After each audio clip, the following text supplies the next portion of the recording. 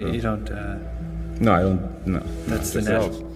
But when you study the individuals that you were infatuated with, there's certain aspect of neurolinguistic programming from an olfactory perspective. And then that's going to pronunciate a lot of these philosophical terms, right?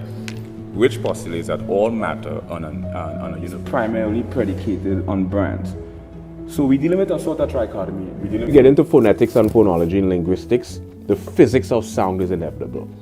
And from a research scientist perspective, same philosophy, but from the perspective of trying to construct a narrative in a universe that's... circadian rhythm basically is a sleep moderator, right? And this works with the melatonin, which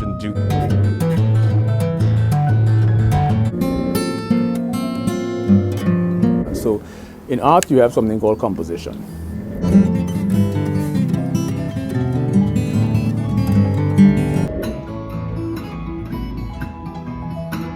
Sound, what is amplitude, frequency, velocity, why do we hear octave? But that's just from a physics perspective. Like precognition, premonition, clairvoyance, retrocognition, lucid dream, extrasensory perception. Trajectory that occurs. We can cross-disciplinary, multidisciplinary, transdisciplinary, and interdisciplinary areas.